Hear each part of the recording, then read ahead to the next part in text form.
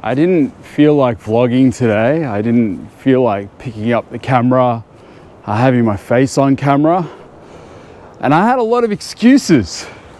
It's really windy today and I felt like it's too windy to get out of the house and make a video and try and talk to people. And then I thought, you know what? I've got an external microphone. I'll put it underneath my sweater and that should cut down on the wind noise. So hopefully you guys can hear me. But I was just comparing myself to my old self a lot and just feeling like I'm not capable of making a video of the quality to what I feel like I should be making a video. So therefore, I won't make a video today. But that's just stopping me from making videos. But on a whole other topic, I just wanted to show you guys this beautiful view out there. I just walked up this lookout. I wanted to show you guys that on my walk. It's a really beautiful day today.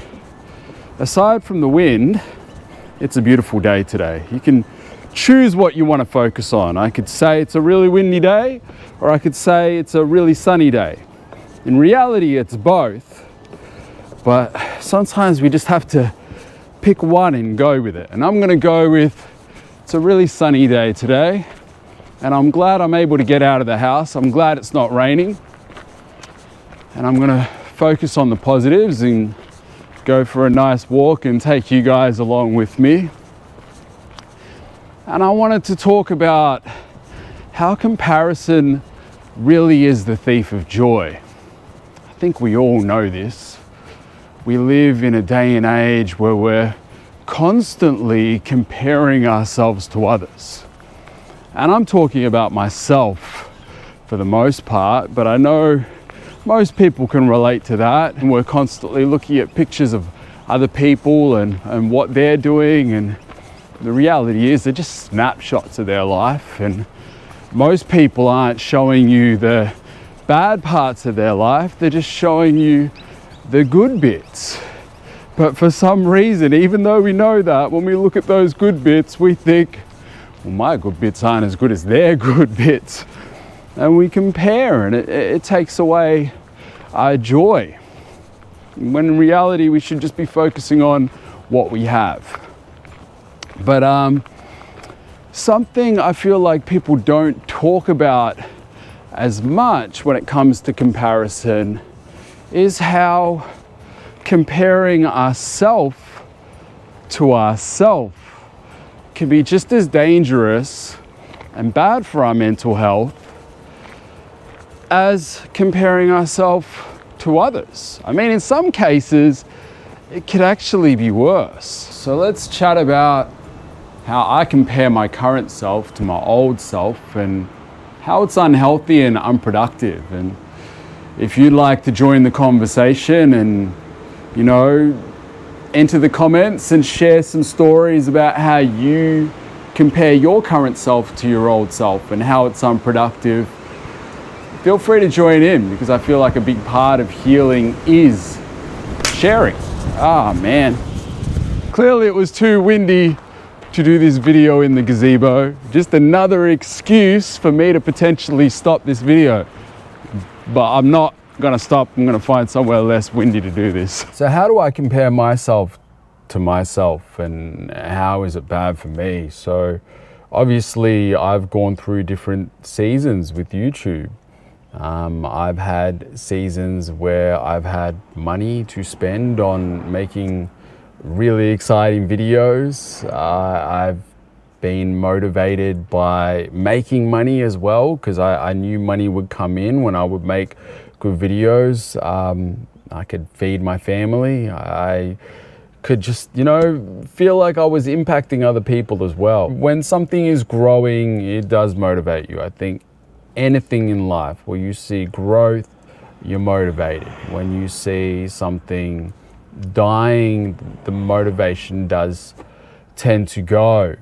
And so yeah, I definitely, when I make videos, I compare my current self to my old self. So I end up just thinking, what's the point if I can't make the type of videos that I want to make?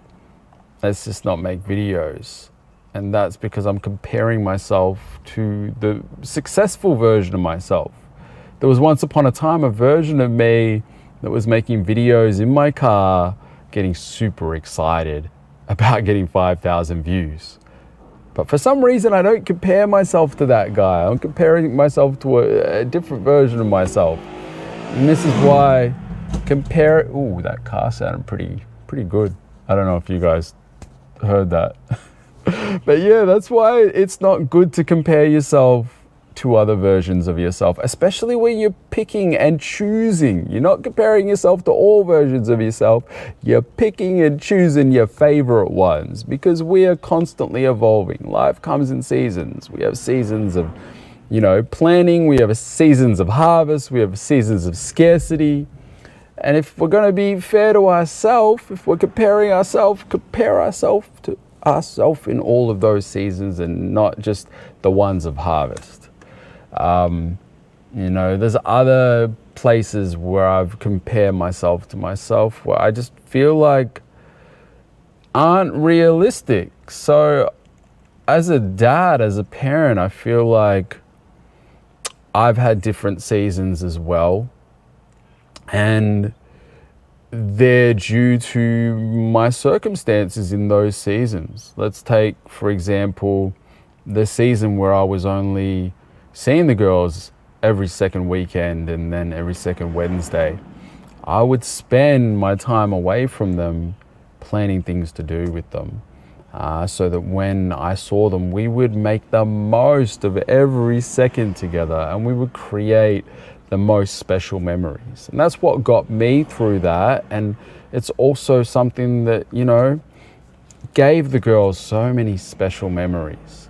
And then when I became a 50-50 parent, I still got to do a lot of cool stuff with them. I still created a lot of special memories. But I did have some moments where I started questioning myself, because when I was every second weekend dad, I was like, I'm a super dad.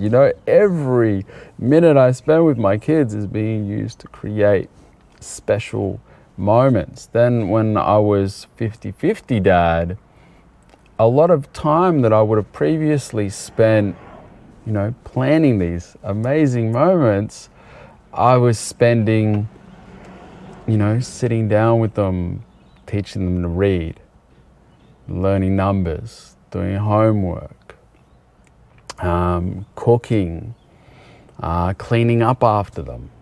All stuff that was very meaningful, but it was different to the other stuff that I was doing. And sometimes I was like, I wonder if the kids feel a bit let down that it's not all go, go, go like it used to be, because my situation was different. My season was different. I was comparing myself to the season where I was seeing them very little and making the most of every second, to the season where I'm just, handling my responsibilities. But the reality is my heart was in the exact same place. My heart was all for them. It was about doing for them. And I think that's the important thing, that when we are comparing ourselves to ourselves, we should be examining our heart rather than, our capabilities at that point. Because as I said, when we're in different seasons, we're able to do different things. And now the season that I'm in, I don't have my own house anymore. Finances aren't the same as they used to be. And I'm still handling my responsibilities when it comes to the kids. Food's on the table. I'm spending time with them. I'm getting them to their extracurricular activities. But I'm also spending a lot of time stressing about where money's going to come from, how we're going to get our own house again. If I'm completely honest, I don't feel like I'm as present in the moment as I used to be. And I feel guilty about that. And I catch myself when I'm not present, and I try and correct that. But because I'm going through stuff, because I'm feeling negative emotions about where I'm at, I feel like I'm not 100% the best version of myself. I'm not the version of myself that I want to be at this point. And I find myself comparing myself to previous versions of myself, both as a person and a dad. And I want to do better. But right now I feel like I'm doing the best that I can, or trying to do the best that I can. And that's where comparing myself isn't good for me. I just got to learn to give myself grace, accept that my heart is still in the same place, and that there are going to be different seasons in my life, and I'm going to have different capabilities at each season. I guess that's the message I wanted to send to you guys today. Be conscious of comparing yourself to yourself. And if you've been successful at something, don't feel like you have to be successful straight away at something else. I feel like, especially people who've experienced success at things, we have a tendency to be scared of failing at something new. Like, let's say you're starting a new business venture, and you know, people have seen you succeed at something before, so you don't want them to see you fail at something that you're trying in the future. So maybe you just don't try. Maybe you spend too much time thinking before you execute. And yeah, my message for you today, and for myself today, is to just do. Give yourself grace, accept where you're at and who you are, and do the best that you can. And that's what I'm trying to do right now. These videos, they're not my best ever videos, but they're raw, they're me, and they're where I'm at.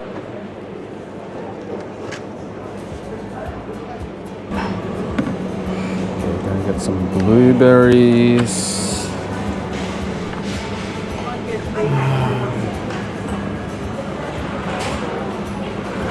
Get some cucumber. Zoe really loves cucumber in a lunch for school. This aisle is dangerous for me. I got such a sweet tooth. I struggle to walk down this aisle, but I need to get some chips for the kids' school lunches. They told me to stop getting these ones because they're pretty much just like the burger rings and the salt and vinegars, and these don't get touched so much. So what are we gonna get? This one's not that good either.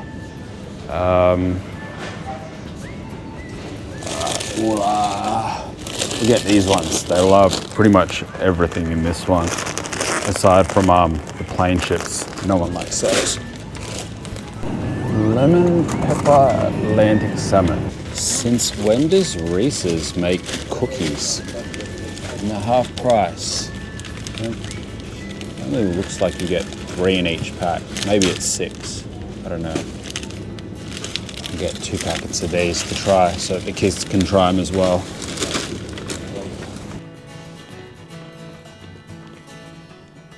This is delicious.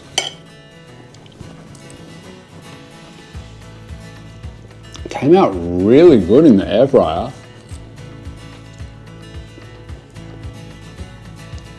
Actually, still a little bit cold in the center. The first bites were good, but I think I'm gonna need to cook it a little bit longer. I thought it was overcooked, but yeah, put it back in. But I think it should be good. Okay, it's 6. You get 6 in the pack. So I didn't need to go and buy the 2 packets.